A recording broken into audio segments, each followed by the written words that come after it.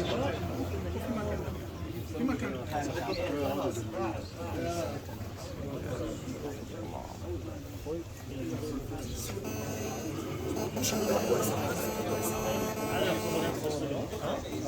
يا عمل لسه في ساعتين لسه في ساعتين هنضلك تصور لما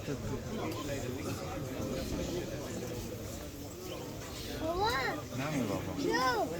اسكت يا بابا. تفضل يا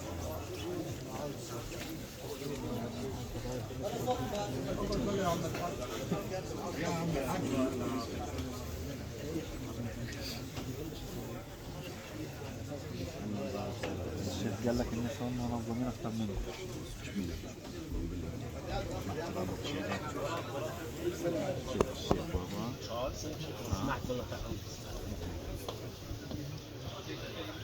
يا ريت الكل يقعد والله. والصلاة والسلام على رسول الله وعلى آله وصحبه ومن والاه. الحمد لله على حلمه بعد علمه وعلى عفوه بعد قدرته، وصلى الله على سيدنا محمد وعلى آله وصحبه وسائر عترته. خير منزول بساحته كهف الأرامل والأيتام والغرباء، أغر أرسله الرحمن مرحمة بالحق يهدي العجم والعرباء. ملاذ كل صريخ ما صدمت به طودا فكلا، ولا استمنحته فأبى. تندي السحاب إذا استمطرتها مطرا، وابن العواتك تندي كفه ذهبا. صلى الله عليه وعلى آله وصحبه وسلم. يطيب لي في هذا اللقاء الذي يجمعنا بالداعي فضيلة الشيخ عمر عبد الكافي الذي تعرفونه جميعا. نرحب به باسم رابطة المهاجرين، إدارة الرابطة، أعضاء وجميع المشاركين فيها، وباسم الحضور جميعا نرحب بشيخنا وضيفنا الكبير. وكلمة الترحيب يلقيها علينا الشيخ ذو الخيرات إمام المركز الألباني هذا الذي يستضيف لقاءنا هذا بفضل الله تعالى، فله الكلمة. أعوذ بالله من الشيطان الرجيم. بسم الله الرحمن الرحيم.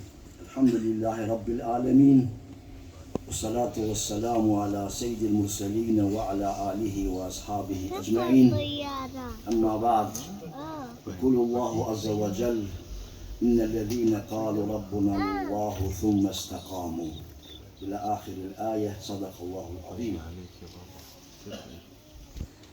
أيها الإخوة، السلام عليكم ورحمة الله وبركاته.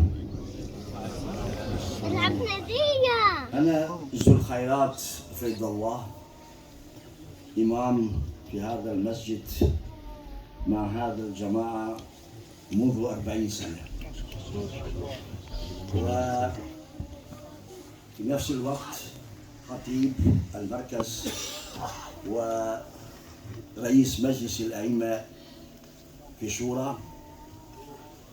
يسعدني جدا في هذه اللحظة أن أرحب باسم هيئة المسجد وباسم الجماعة الموجودين وباسمكم أنتم وباسمي الشخصي